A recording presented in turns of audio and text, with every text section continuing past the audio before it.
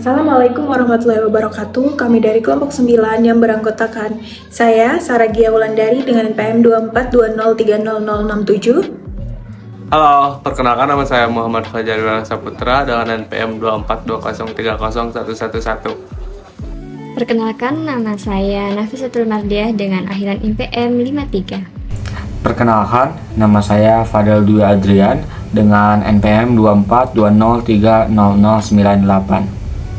Halo semuanya, kepada rekan-rekan sekaligus Bapak dosen, perkenalkan nama saya Ratu Nazira dengan NPM 2420300027. Malaysia dan Singapura memiliki latar belakang sejarah yang sama sebagai bekas koloni Inggris dan sama-sama mengadopsi sistem pemerintahan parlementer. Namun, perkembangan politik keduanya menunjukkan perbedaan yang signifikan. Singapura dikenal dengan stabilitas politik dan birokrasi yang efisien, tetapi disertai kontrol politik yang kuat. Sedangkan Malaysia memiliki sistem politik yang lebih dinamis dan kompetitif, terutama sejak perubahan pemerintahan yang dipimpin oleh Mahathir Mohamad pada tahun 2018 di mana dia kembali memenangkan pemilu. Perbandingan ini bertujuan untuk memahami bagaimana perbedaan institusi dan strategi kekuasaan membentuk praktik demokrasi dan hubungan negara masyarakat di kedua negara. Di sini, saya akan menjelaskan tentang foundation antara Malaysia dan Singapura. Malaysia dan Singapura sama-sama mengadopsi sistem parlementer Westminster, tetapi berkembang berbeda sejak berpisah pada 1965.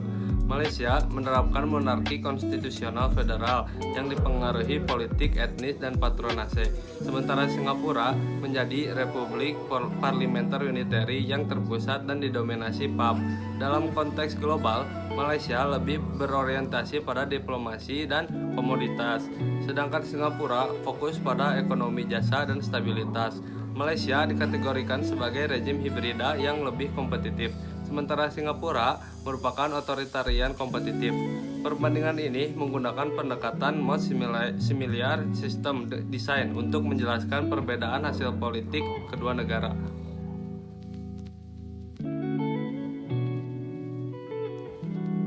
Selanjutnya itu ada bagian politics and society. Yang pertama itu ada politic culture, di mana budaya politik Malaysia dipengaruhi kuat oleh identitas etnis dan agama, terutama peran Islam dan konsep keturunan Melayu, sehingga politik bersifat plural dan berbasis komunitas.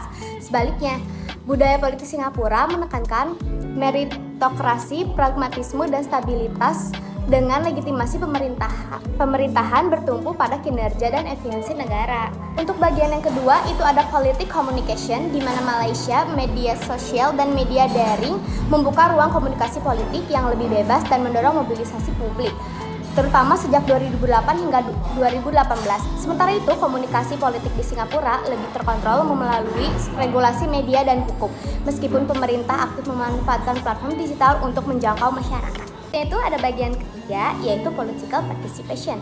Partisipasi politik di Malaysia relatif tinggi dan beragam, baik melalui pemilu, demonstrasi, maupun gerakan masyarakat sipil. Di Singapura, partisipasi pemilih juga tinggi karena pemungutan suara wajib. Namun, bentuk partisipasi non-elektoral dibatasi dan lebih banyak disalurkan melalui mekanisme formal yang dikelola oleh pemerintah.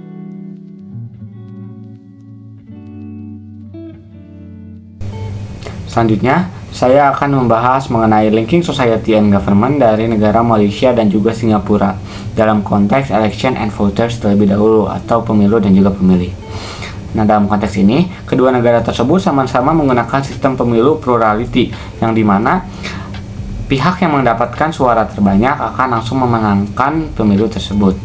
Nah, di Malaysia, sistem ini atau sistem yang biasa disebut sebagai first past the post itu disertai dengan adanya pembagian daerah pemilihan yang tidak seimbang dan juga adanya manipulatif, sehingga hal tersebut menguntungkan salah satu koalisi, yaitu Koalisi Barisan Nasional. Namun sejak 2008 hingga 2018 sampai dengan 2022, para pemilih justru lebih kritis dan nasional, terutama bagi generasi muda. Hal tersebut dipicu dari adanya isu ekonomi, korupsi, dan juga kinerja dari pemerintahan itu sendiri, sehingga pihak oposisi justru dapat menggulingkan dari koalisi yang sebelumnya memenangkan pemilu tersebut.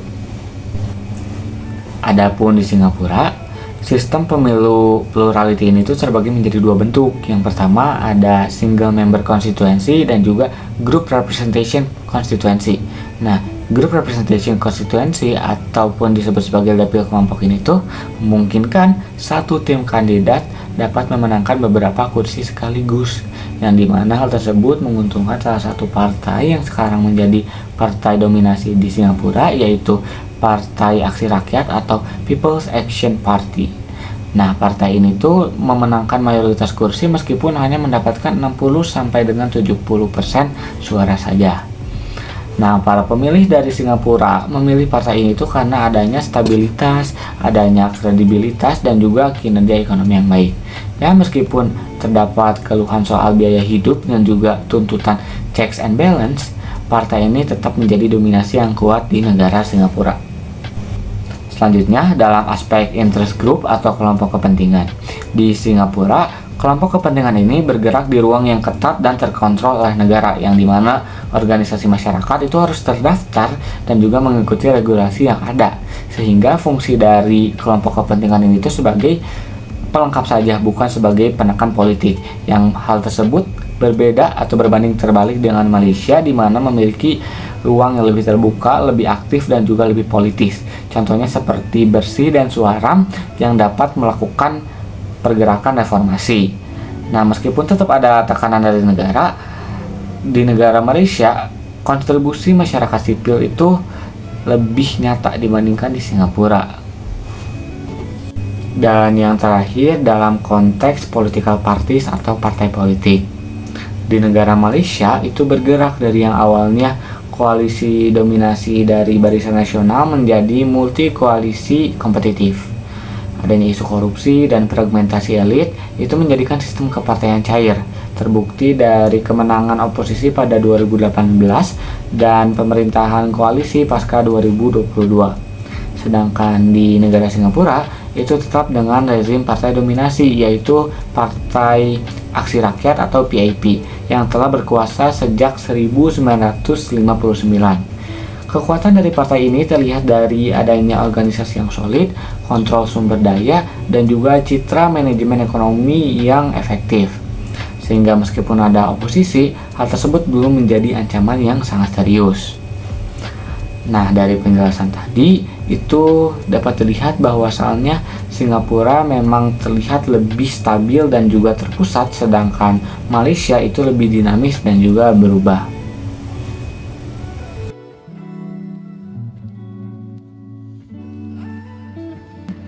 Jadi, saya akan menjelaskan di bagian perbedaan government and policy negara Malaysia dan Singapura. Jadi, pemerintahan dan kebijakan di Malaysia dan Singapura dibentuk oleh perbedaan struktur negara dan kapasitas institusi. Di Malaysia, menerapkan sistem federal dengan konstitusi yang mengakomodasi monarki, otonomi negara bagian, serta dualisme hukum sipil dan syariah. Sehingga, proses kebijakan cenderung mengakibatkan banyak aktor dan negosiasi politik. Kalau Singapura, sebagai negara kesatuan, memiliki struktur pemerintahan yang terpusat, birokrasi yang sangat profesional dan meritokratis, serta proses kebijakan yang cepat dan berbasis teknokrasi. Nah, perbedaan ini menunjukkan bahwa Malaysia lebih plural dan kompromistis dalam perbuatan kebijakan, serta sementara Singapura lebih efisien dan stabil dalam pelaksanaannya. Nah, dalam government and policy terdapat beberapa bagian lagi di dalamnya. Yang pertama, dalam constitutions and legal framework.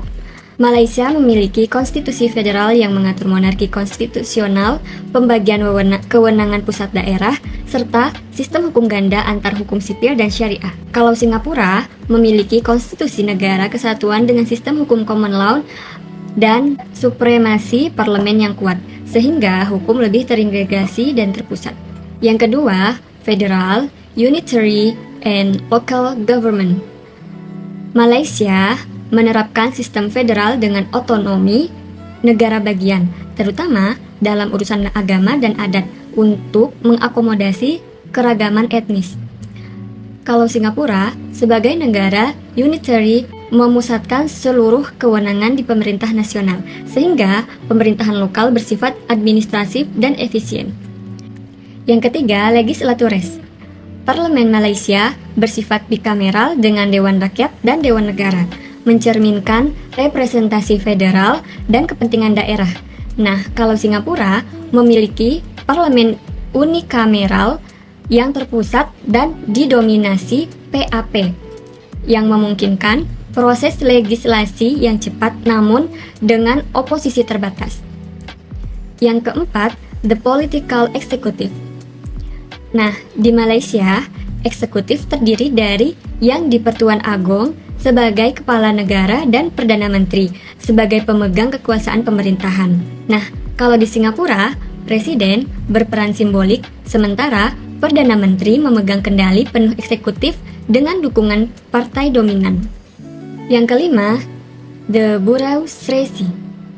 Birokrasi Malaysia terbagi antara pusat dan negara bagian, serta dipengaruhi pertimbangan etnis dan politik.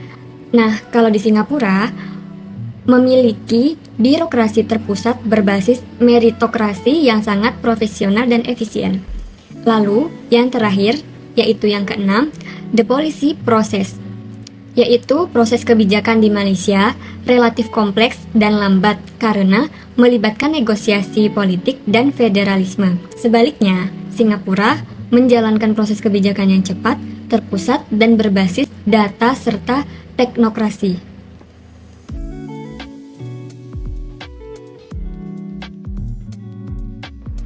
Kesimpulan yang dapat diambil dari analisis yang kami bahas adalah perbandingan sistem politik Malaysia dan Singapura menunjukkan bahwa meskipun keduanya memiliki latar belakang sejarah dan sistem parlementer yang sama, perkembangan politiknya berjalan ke arah yang berbeda. Singapura menampilkan pemerintah yang stabil, terpusat, dan efisien dengan dominasi satu partai, namun ruang politik relatif terbatas. Sementara itu, Malaysia memiliki sistem politik yang lebih kompetitif dan plural, tetapi sering dihadapkan pada dinamika koalisi, politik etnis, dan patronase. Perbedaan ini menegaskan bahwa desain institusi, struktur sosial, dan strategi elit politik berperan penting dalam membentuk kualitas demokrasi dan hubungan negara sampai masyarakat.